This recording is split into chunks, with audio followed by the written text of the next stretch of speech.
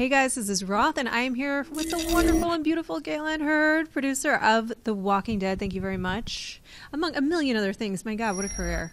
Thank you. You know, it just means I'm old. No, it means you're accomplished. I swear, I look at your IMDb and I'm like, where has my life gone? What have I done? It's wonderful. So let's talk about the season. Is going to premiere. Season 4 premieres this Sunday. Are you excited? I am. 9 o'clock, AMC, be there, because you don't want any spoilers if you don't see it tomorrow night. You will have to avoid social media until you do. Yeah, that's absolutely right. I mean, I've seen it, and you will. It's true. There's going to be a lot of talk. Let's just talk in general terms about the upcoming season, because we've kind of talked about this before. Every season sort of has a thematic, you know what I mean? I think season 1 was really reconnecting in the face of disaster and who are you really, discovering who you really are. And season 2 was, can you have a life in the midst of all this death? Of course, season 3 was the human danger, the danger within. What can we sort of expect thematically out of this season? This season, I think the theme is, can you come back from some of the things that you've done?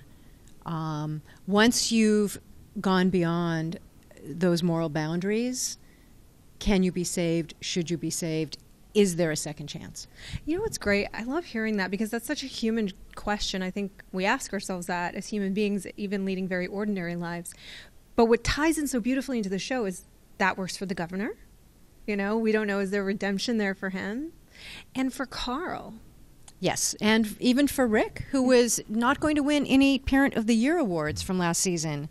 So will Rick and Carl be able to reconnect? Will Carl be able to rediscover the childhood that he never really had, given that in the last episode of season 3, he'd killed a young man who may really have been surrendering? Yeah, we don't know. I mean, I still contend he did the right thing, because in this world, it did look like he was maybe aggressing, but maybe that makes me an evil person. I'm not sure. That's some of the questions that the show has you ask.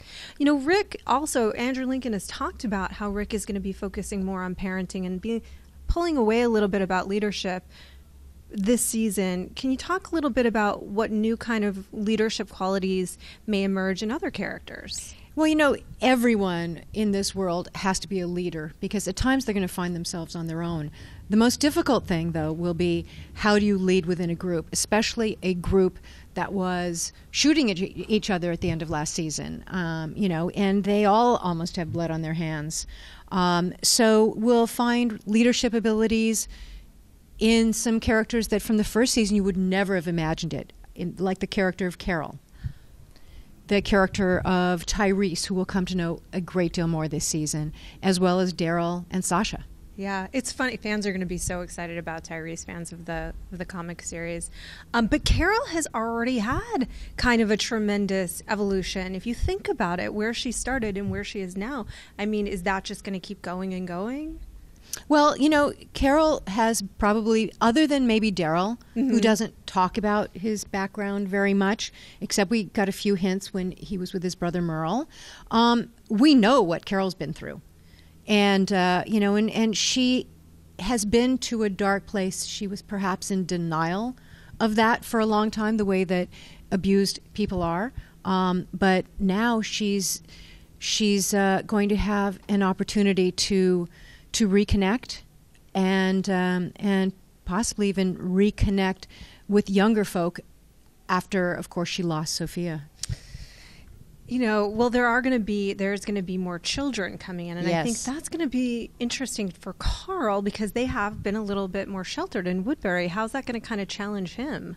You know, Carl is caught in the middle. Carl is perhaps too young to be a child, but not old enough to be an adult. So he's really in the middle there. You know, it's essentially, he's a teenager, and teenagers in the apocalypse, it's a very difficult balance that they have to try to achieve. The other thing, just swinging back to leadership just a little bit, I think what's been so great about the series that, of course, it was Rick versus Shane, Rick versus Herschel, Rick versus the governor. At a certain point, do you go, wait a minute, can't we just have a democracy? I mean, that's what we have. That's something that they may very well try this season. Isn't it better to have majority rule? But honestly, you can only have majority rule when you're in a safe environment. And we'll see how long the safe environment of the prison lasts and what happens when the world potentially goes to hell again. And we know that it will. The title of the premiere is 30 Days Without an Accident. Well, then what happens? Probably not 31 days without an accident is my guess. It's probably going to be a lot of stuff at once. But, here's the other interesting thing. There's about, just not to belabor the point of leadership, but of course, as you know, Daryl is really the one that has been, the fans just love him, right? Yeah, I've already seen a number of if Daryl dies, we riot shirts all over New York Comic Con. I feel that I probably would have to get security. You would. Yeah. I know you would. Do you guys feel that? Do you sort of, how much does that weigh into the creative process when you see that fan reaction, especially an event like this? We have to be true to the storytelling, and of course the interesting thing is that Daryl is not a character from the comic book. I know. So he can have a very interesting trajectory. And I think he already has to a great degree. And we'll see a lot more of that this season. Is everyone really at risk? Does the show, could Rick come out of the picture? Well, let's think about the comic book versus the TV series. Yeah. And Andrea is still alive in the comic book. Obviously, spoiler for those of you who haven't kept up to speed on the comic book, which is celebrating its 10th anniversary, by the way. Congratulations. But we do make decisions that are very controversial, and we don't do it for reasons of let's just shock people. It really is, how is that death going to affect the survivors? And has that character reached a point where, it makes sense that they're not coming back? Although I never feel that way about any of the characters. Clearly the people in the writer's room do. Yeah. Well, let's talk about another character that has had some shifts from the comic to the television adaptation. That's the governor. Such an interesting portrayal, which I think is what led so much to being such an interesting character, in part. Where can he fit in? Can he? He's really the one that it's like, can he come back from that? Right. How far off the reservation has he gone when we left season 3 with him shooting his own people? So, that would be quite a redemption story. And you never know if that's something we're going to try or not. But we have such a fantastic actor in David Morrissey that I know he's game for anything. I would love to. Personally, just as a fan, I would love to see that happen. I would love to see that evolve. And the show is such a juggernaut, as you know. What do you think? We've talked about the way that it resonates before. And one of the things is just zombies and what zombies represent. In the Romero days, it was sort of consumerism. You talked about how this is kind of like representing a fear that we have in our culture of loss of control. Do you think that's evolved at all over the seasons?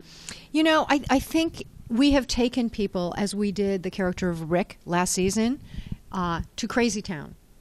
He was seeing visions of his dead wife, Lori.